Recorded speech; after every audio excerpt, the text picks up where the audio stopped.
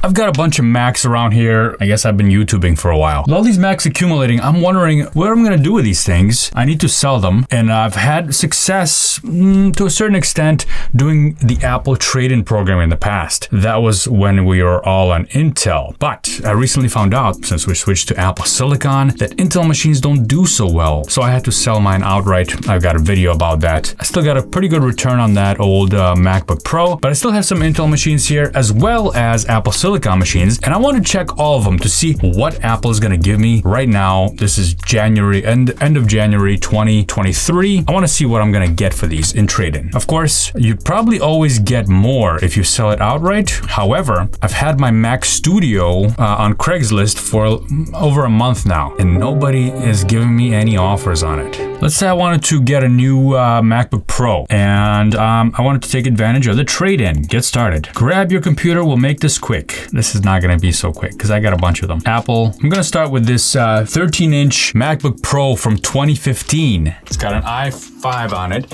and I use it as a recording machine. I mostly record audio through it, and that's pretty much what I use it for. It's sitting over there nice and snug. Let's get that serial number. It's a MacBook Pro. They have the they have 2015 on the list still, so that's good. They don't give me the option for the i5. Did I select the, let me try this early 2015. Oh, there it is. And now they give me the option for the i5, but it's 2.9 or 2.7 gigahertz. And this one is, well, there it is. It's a 2.4 gigahertz model. I bought the second hand for 500 bucks. I'm not sorry I did, because it's a nice little machine. And my audio card worked well with it, where the audio card didn't work so well with the Apple Silicon machine. So I'm glad I kept that one. Although probably a used Mac Mini would have been a good setup for that. That's fine. So it looks like I don't even have the option to trade this one in, unfortunately. They even have 2014, but they don't have, I'm gonna look at what they can give me anyway. Let's look at early, let's look at 2.7. How much storage? 256. And does it turn on and off? Yes, it does, of course. Everything works fine, and it's in good physical condition. $75. Now for that machine, I don't know if I'll be able to get that much more, probably just a little bit more selling it outright. It's probably worth just keeping it. I know that I can get a Chromebook for about 75 bucks on Amazon, and this MacBook is a heck of a lot better than a Chromebook, so I think it's worth keeping. Moving on, let's go for another Apple device, and this time it's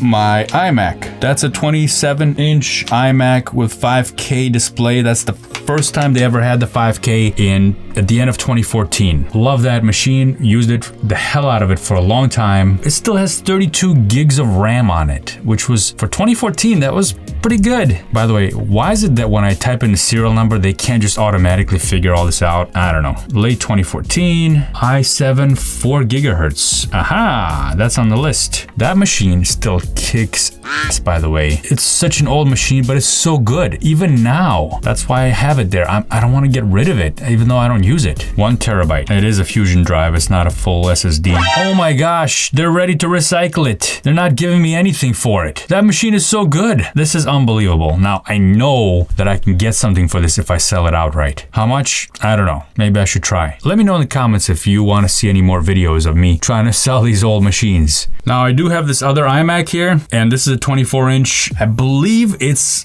a range of 2008 to 2012 model, but I have no idea because I found this in the dumpster. Somebody threw it out, and if I can't get anything for this 5K beauty, I'm not even gonna run this one. I doubt I'll get anything for that from Apple. All right, got a couple of MacBook Airs here. A 16 gigabyte M1 model and an 8 gigabyte M1 model. I'm not gonna bother looking up the serial numbers because, well, apparently that doesn't matter. So let's go with MacBook Air, late 2020.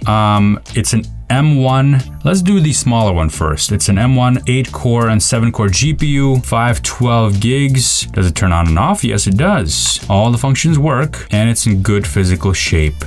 Yes. 450 bucks. That's pretty good, I guess. That's it's a 2-year-old machine now. Well, it's from 2020, now it's 2023. It's still 2 years old. It's the base model MacBook Air M1. That's actually pretty good, I'd say. Apple is definitely trying to push those Intel machines out of the market and into the garbage can. But it's good to see that they're doing something with these M1s and giving a pretty decent value on that. So let's go for the other M1 MacBook Air. It's a late 2020. It's It's 8 and 8. I believe this one has 1 terabyte SSD. Does it turn on or off? Yes. Wait, they don't ask me about the RAM. They don't care about the RAM? I got 545 for this one, but what about the RAM? How come they don't ask about that? Okay.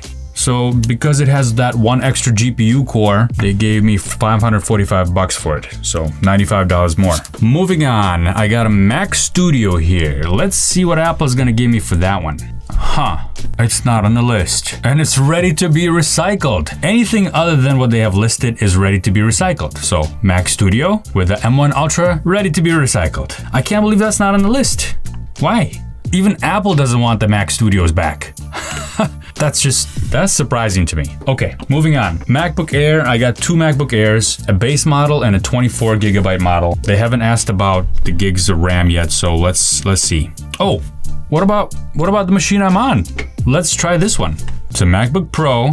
This one is a late 21 and it's got an M1 Max with 32 core GPU. How much storage? 2 terabytes. Which model? Oh, it's a 16-inch.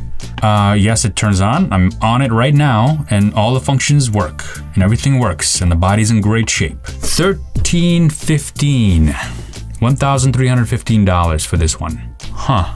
It kind of makes you think though, like, is it worth the hassle of putting this up on Craigslist when I can take $1,300 for it from Apple? I think it's still worth putting on Craigslist. I can get more for it because this is a 64 gigabyte model.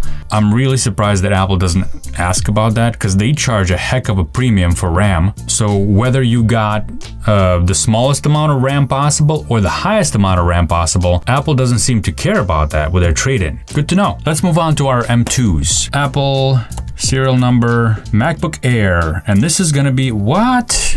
Oh, well,